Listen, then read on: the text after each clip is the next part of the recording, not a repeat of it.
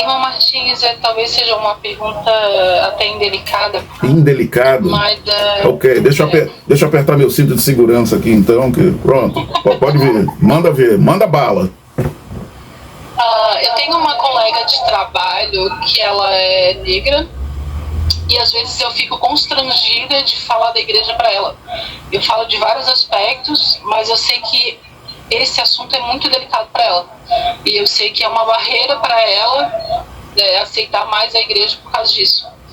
Então, você como negro, né, o que você falaria para ela sobre a igreja?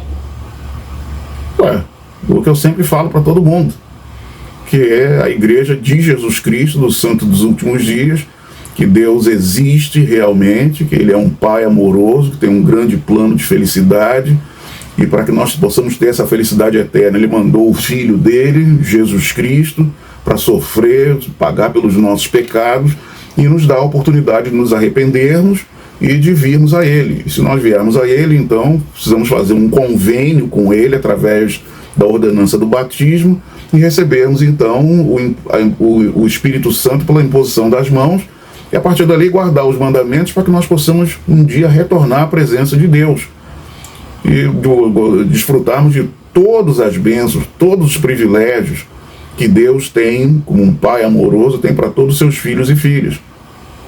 E que eles, o Pai e o Filho, chamaram um profeta nessa era atual e organizaram então essa igreja, a Igreja de Jesus Cristo do Santo dos Últimos Dias, como sendo uma embaixada do reino dos céus aqui na terra, com autoridade para ensinar essas verdades, oficiar essas ordenanças, batismo, imposição das mãos, tá? Dando eles então o conhecimento das verdades eternas, a autoridade para ensinar essas verdades eternas, para oficiar essas ordenanças e para administrar os convênios, esses contratos necessários entre nós e Deus, para que nós possamos garantir um dia recebermos essas bênçãos. Só isso. O resto é o resto. E aí? Então, o que eu falei não é nada diferente do que você já falou para ela, né? Sim, com certeza. É só a parte, né, do sacerdócio não ter sido... Não. Escuta, esquece esse negócio de sacerdócio não ter sido. Sacerdócio não ter sido. A questão é a seguinte: isso que nós falamos agora é verdade ou não? E como é que ela pode saber se é verdade ou não? Você sabe a resposta. Sim. Como é que ela pode saber se é verdade ou não? Orando. Não, mas peraí, tem uma coisa que ela tem que fazer antes de orar. Ler o livro de Mórmon. Ler o livro de Mórmon.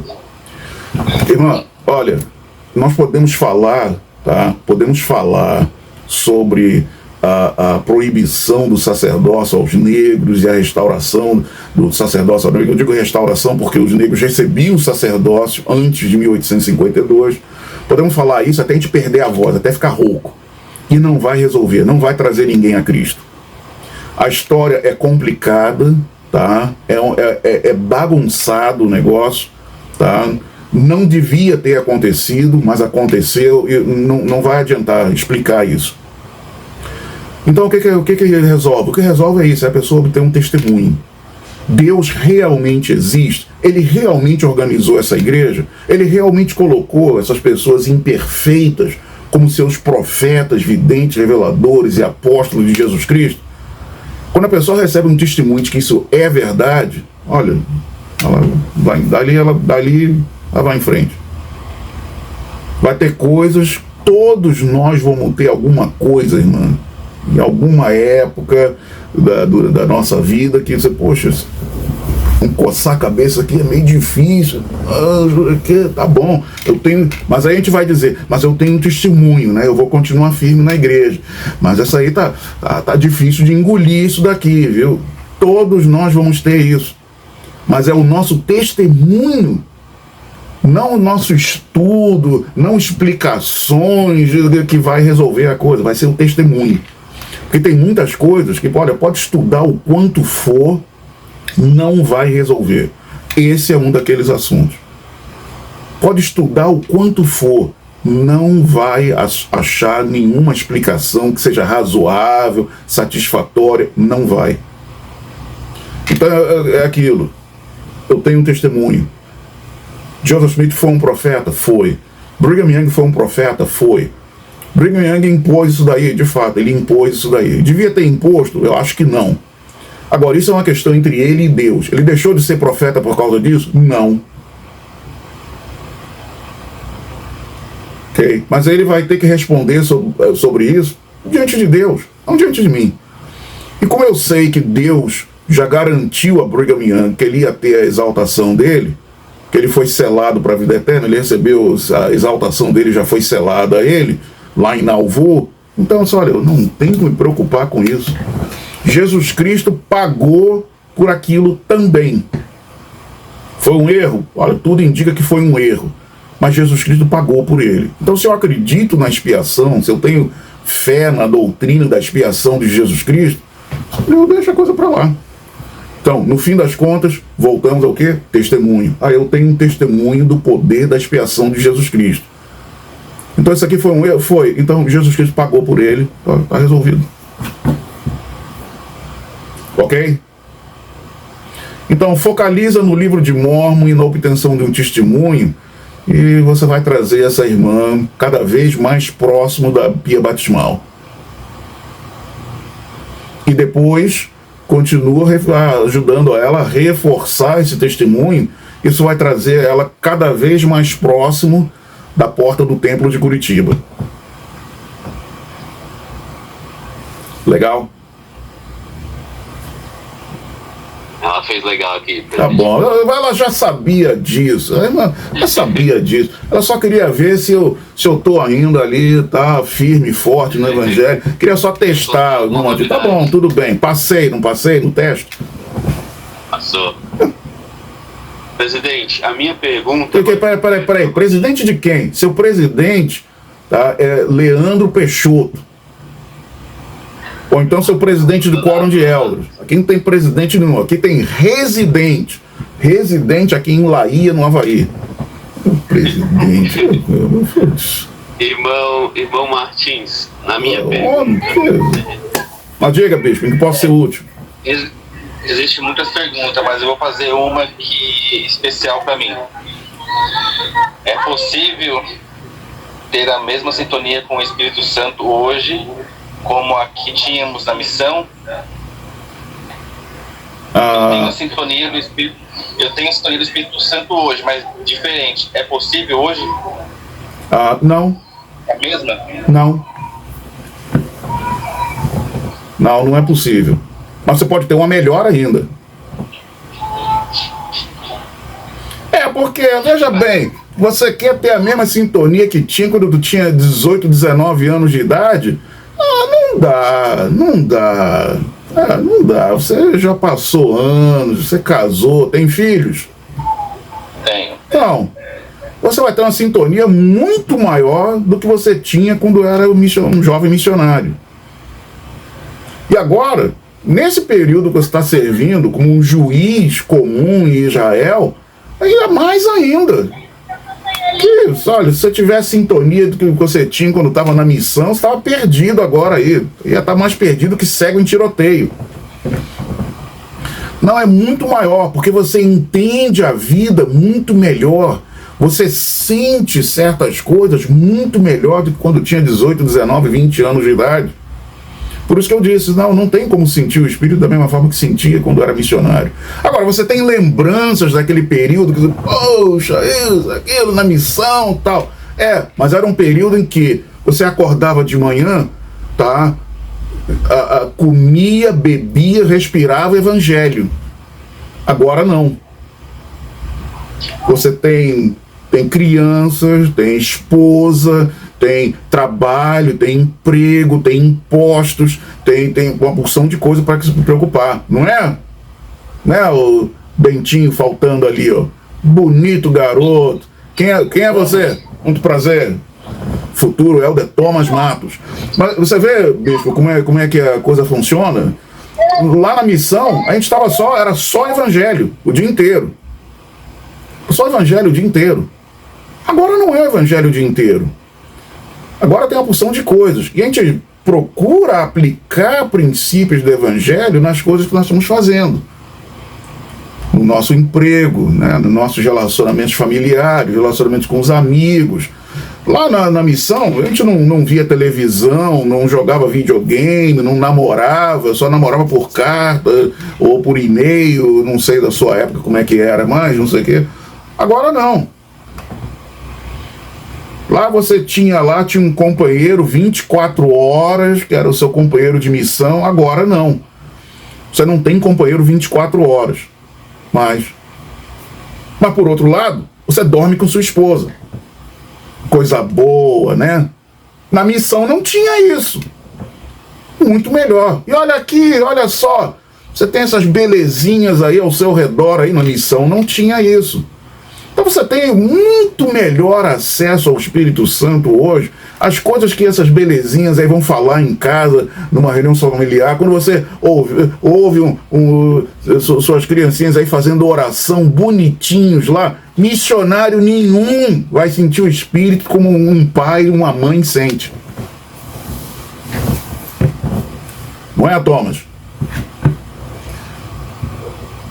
Tá? Então a missão é aquilo. A missão foi um período espetacular nas nossas vidas, mas é aquilo. Foi um rio, como o cantor Paulinho da Viola, foi um rio que passou em minha vida, meu coração se deixou levar. Agora, a missão continua.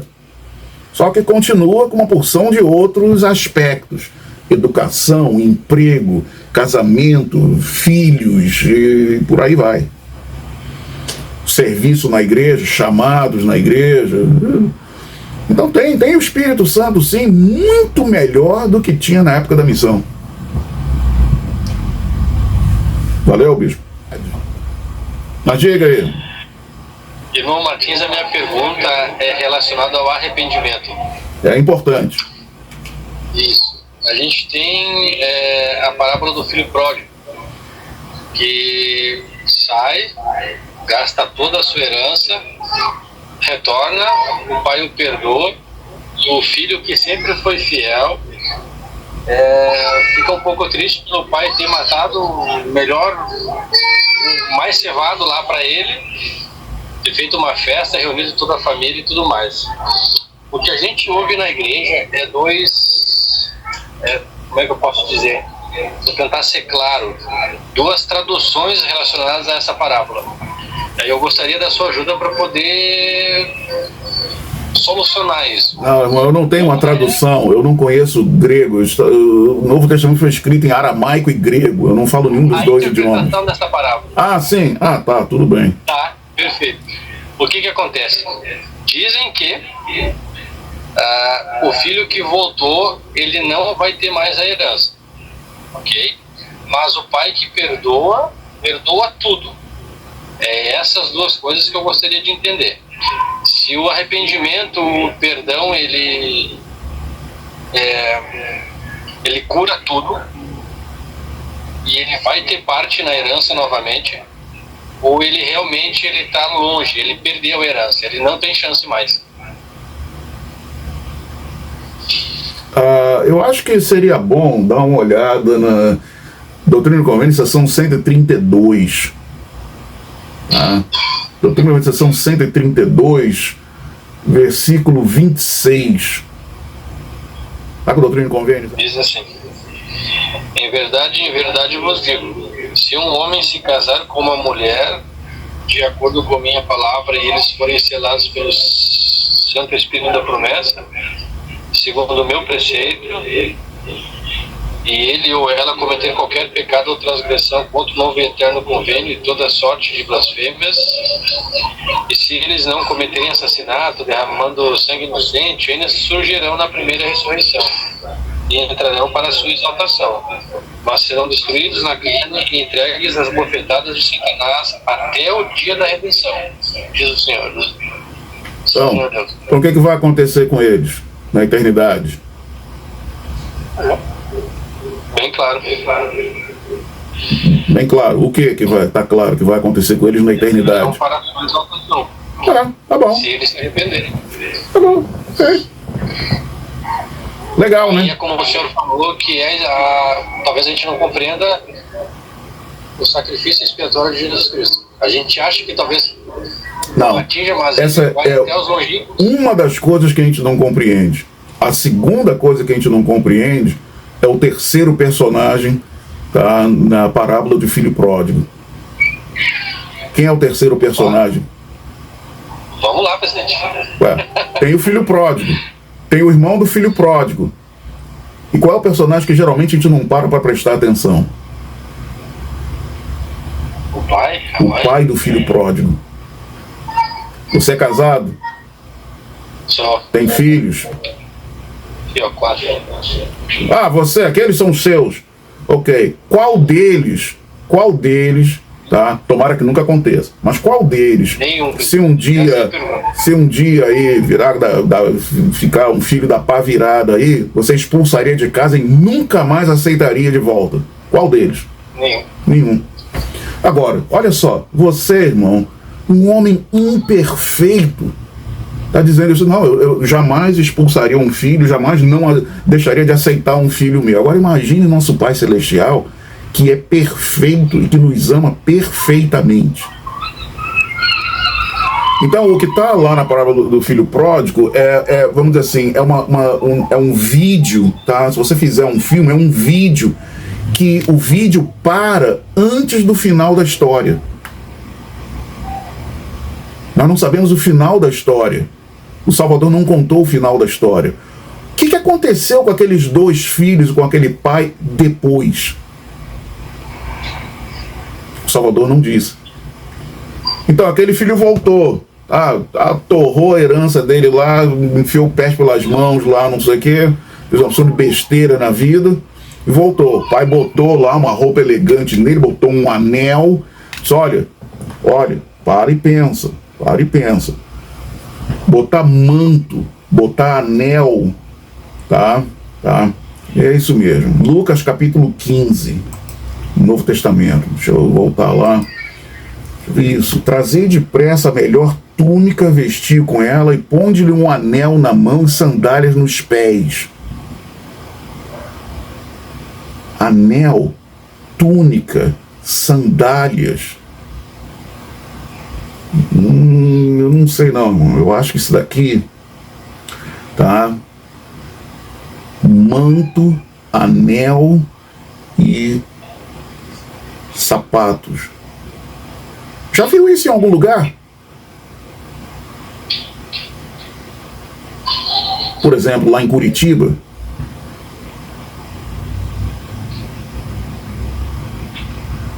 Hoje em dia, você não põe o sapato. Você fica com o sapato o tempo todo. Mas tinha uma época que você tirava o sapato e tinha que botar de novo. Você recebia um manto. E tem alguma coisa que vai nos seus dedos lá, não vai? Vai ou não vai? Vai. Não é exatamente um anel, mas é algo eterno, não é? Sim. Então esse filho retornou, o pai dele estava dando a ele. Não, olha, não vou dar dinheiro para você, mas vou estar te dando aqui o poder para você agora construir a sua própria fortuna da agora em diante. Você tem um manto, tem um anel, tem sapato, tem sandália. No português está túnica, anel. Claro, presidente.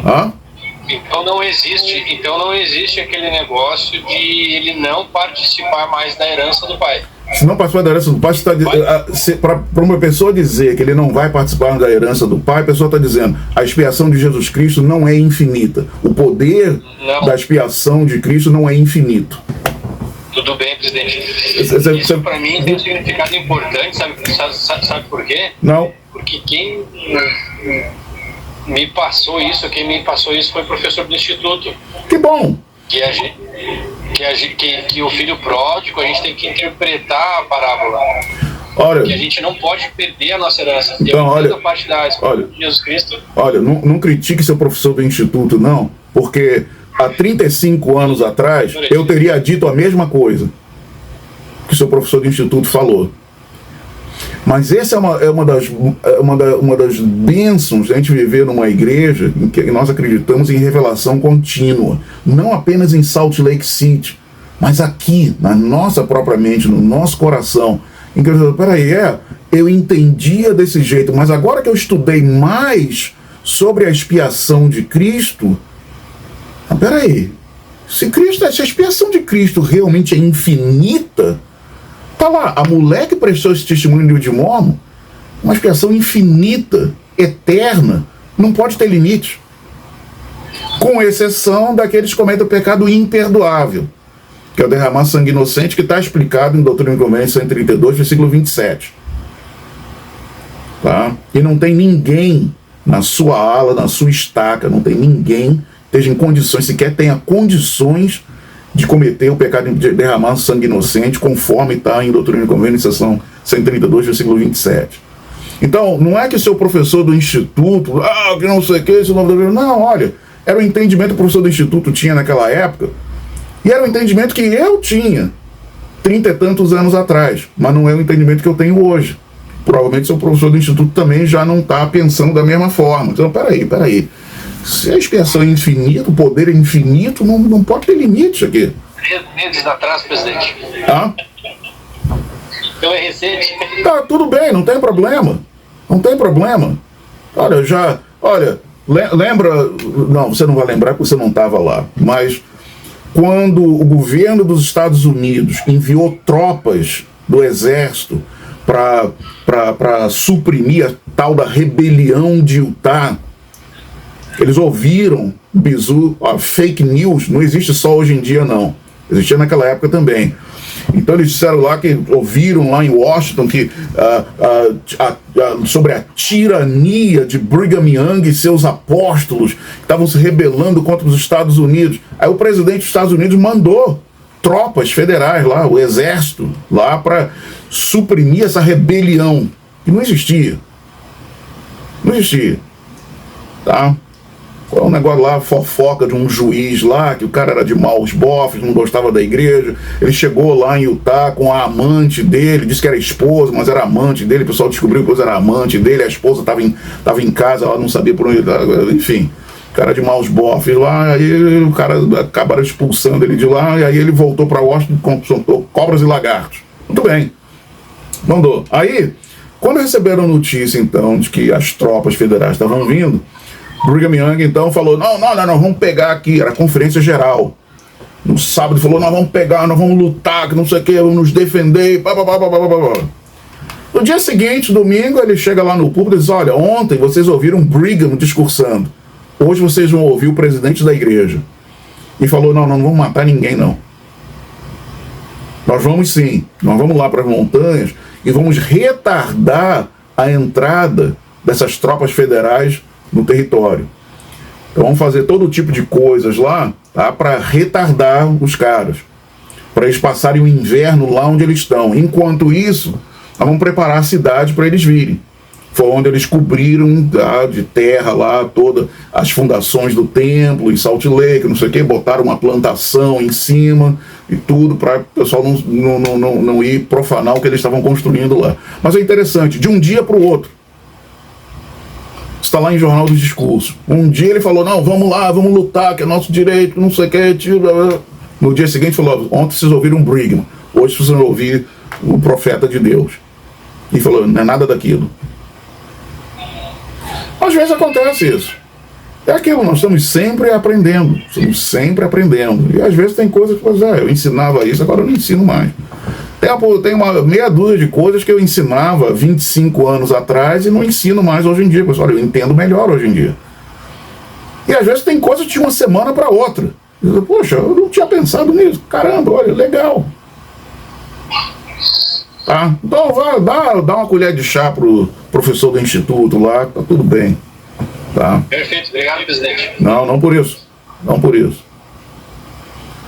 Tá ok. Então tá aí, ó. Vai dar 10 horas da noite aí para vocês.